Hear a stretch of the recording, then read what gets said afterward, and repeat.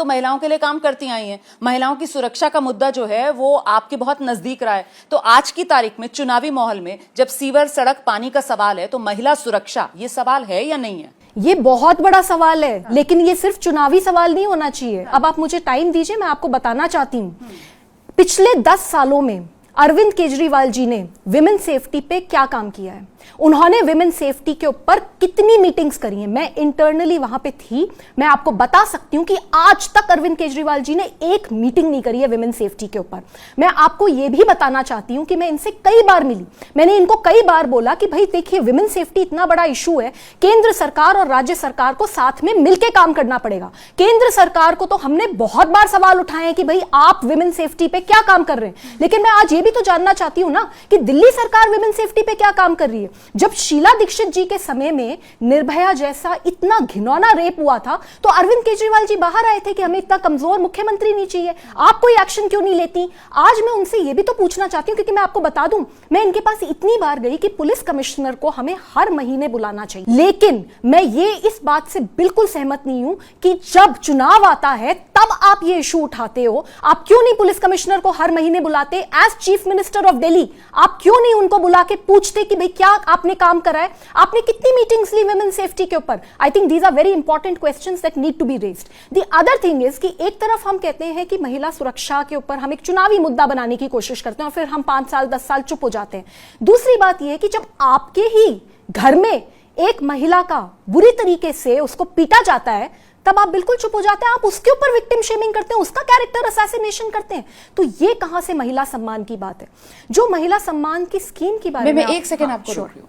आपने यहां पर जो आपके साथ हुआ 13 मई की वो तारीख देश को याद है, जो आपके साथ दुर्व्यवहार हुआ, उसके लिए क्या आप अरविंद केजरीवाल को कटघरे में खड़ा कर रही हैं? मैं उन्हें कटघरे में क्यों ना खड़ा करूं? मैं आज बिल्कुल कन्विंस्ड हूं कि मेरी पिटाई अरविंद केजरीवाल जी ने ही करवाई है।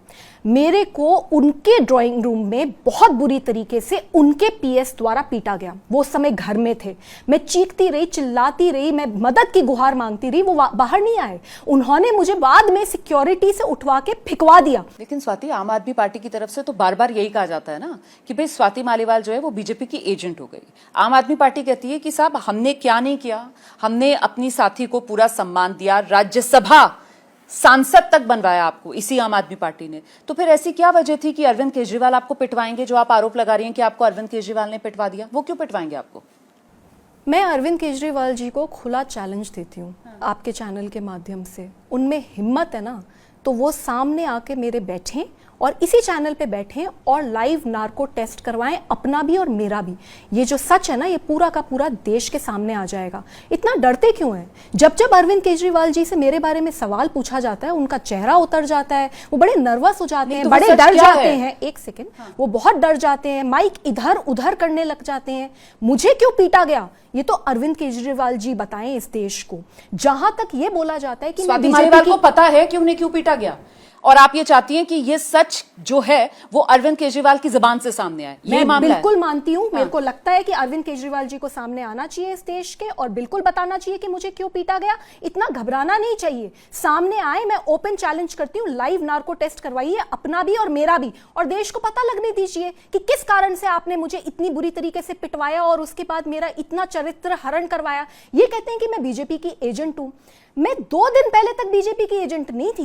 2 दिन पहले तक मेरे को ये कहते थे कि ये लेडी सिंघम है। मेरे को, मैं जब मणिपुर में जब दंगे चल रहे थे अकेले गई, वहां पे मैं जान पे खेल के गई। मेरे पास कोई बुलेट प्रूफ सिक्योरिटी नहीं थी, मेरे पास कोई गाड़ी नहीं थी, कुछ नहीं था, मैं अकेले गई। तो जो लड़की अपनी जान खोने से नहीं डरती, मरने से नहीं डरती, उसको कोई पार्टी क्या प्रलोभन दे देगी और क्या डरा देगी? और दूसरी बात मुझे ये बताइए, अगर मैं बीजेपी की एजेंट होती, क्योंकि ये बार बार कह रहे थे कि जी ये बीजेपी की एजेंट है, अभी जैसे ही चुनाव खत्म होगा ये बीजेपी ज्वाइन कर लेंगी, इनको ये दिया जाएगा वो, ऐसा तो कुछ भी नहीं है। मैं तो आज भी आम आदमी पार्टी में हूं और मुझे इस बात से बड़ा परहेज है। ये कुछ आदमियों को हमेशा लगता है कि इन्होंने एक औरत को कुछ भीख दी है और उसके बाद वो बड़ी बन गई है। मैं अरविंद केजरीवाल केजरीवाल जी को याद दिलाना चाहती हूं कि उन्होंने एक किताब लिखी थी, स्वराज, एक ही किताब लिखी उन्होंने जिंदगी में। उन्होंने ये लिखा था उसमें कि मुझे सिर्फ 2 लोगों की वजह से आज मैं यहां तक पहुंचा हूं। उनमें एक नाम था मनीष सिसोदिया जी का और एक नाम था स्वाति मालीवाल का। तो 2006 से बिना किसी लोभ के, बिना किसी लालच के मैंने जमीन पे संघर्ष करा है। और इनफैक्ट जो इन्होंने मुझे राज्यसभा भेजा है तो वो भी इन्होंने काफी दिल पे पत्थर रख के भेजा है, क्योंकि पूरा जो काडर है, पूरा जो पार्टी है वो मेरे साथ है। आज पूरी पार्टी साथ है, आज सब लोग साथ हैं। लेकिन अरविंद केजरीवाल जी का जो डिक्टेटोरियल अंदाज है उसके सामने किसी की हिम्मत नहीं होती कि स्टैंड ले।